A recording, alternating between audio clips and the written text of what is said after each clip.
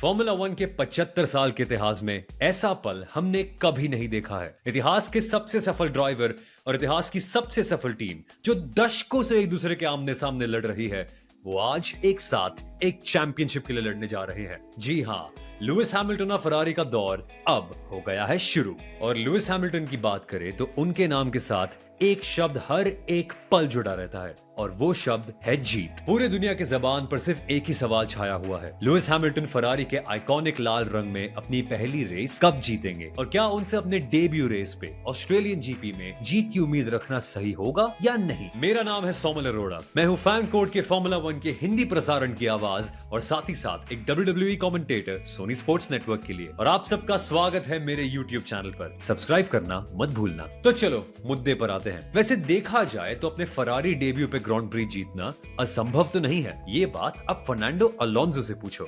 जब तब के 2 time world champion Fernando Alonso अपना फरारी डेब्यू कर रहे थे 2010 बहरीन ग्रांड प्री पर, हम सबको लगा कि यार थोड़ा वक्त देते हैं, देखते हैं फर्नांडो अलोंसो आखिर कितना अच्छा परफॉर्मेंस कर पाएंगे।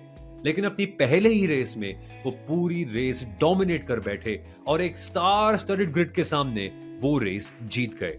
और तब उस वक्त हम सारे फैंस को लगा कि यार अब तो वो तीसरी वर्ल्ड चैंपियनशिप तय है, अब उनका और फरारी का सपना सच हो जाएगा।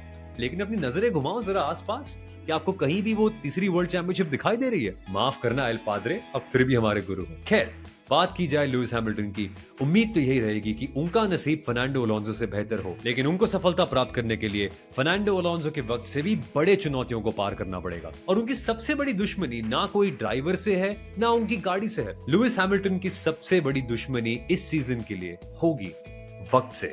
इस सीजन की शुरुआत के पहले लुइस हैमिल्टन ने सिर्फ 3 दिन गुजारे हैं अपने नए फरारी में, जिसमें से 1.5 दिन तो उनके टीममेट शार्ल लेक्लेर्क गाड़ी चला रहे थे। वहीं जब फर्नांडो अलोंसो फरारी आए थे, उन्हें 15 दिन मिले थे टेस्टिंग के लिए और सेबेस्टियन वेटेल को 12। अब आप सोचिए, 12 दिन, 15 दिन और उसके सामने लुइस हैमिल्टन के 3 दिन।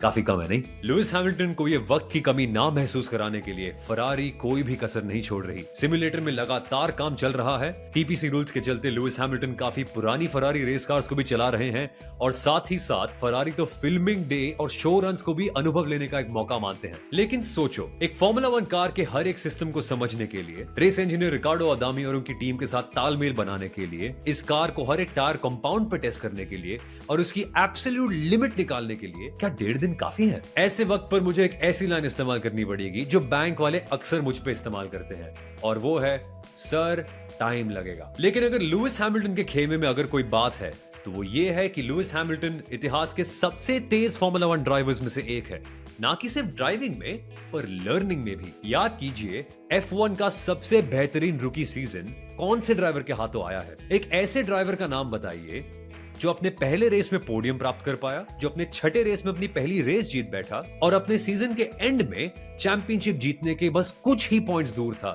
ये भी एक रूकी के तौर पर। लुइस हैमिल्टन एक अजूबा है। और जब 2013 में वो मैक्लारेन छोड़कर मर्सिडीज आए थे, उन्हें वेटेल के दहशत भरे जमाने में सिर्फ 10 रेस लगे अपनी पहली रेस जीतने के लिए। तो इस संडे जब हम साथ मिलकर हिंदी कमेंट्री में फैन कोड पर ऑस्ट्रेलियन जीपी देखेंगे, मैं चाहता हूं कि आप लुइस हैमिल्टन की फिनिशिंग पोजीशन को भूल जाओ और उसके बदले इन 2 चीजों पर ध्यान दो। सबसे पहली चीज, लुइस हैमिल्टन और शार्ल लेक्लेर्क के बीच का अंतर टाइम के हिसाब से, और दूसरी चीज, लुइस और फरारी के बीच का व्यवहार जब मामला मुश्किल हो जाए। क्योंकि अगर शार्ल्स और लुइस के बीच का फासला कम होते जाए और क्राइसिस सिचुएशन में लुइस और फरारी दोनों अपने भावनाओं को पकड़ में रखे, एक दूसरे को कोसे ना और सोल्यूशन ढूंढने, तो ये तो बात तय है कि लुइस की पहली जीत आने ही वाली है। सवाल बस ये है कि वो जीत कब आएगी? क्या पता, शायद पहली जीत फर्नांडो अलोंसो के जैसे अपनी पहली रेस में ही हो। आपकी क्या राय है? बताइए हमें कमेंट्स में और सब्सक्राइब करना मत भूलना मेरे YouTube चैनल को।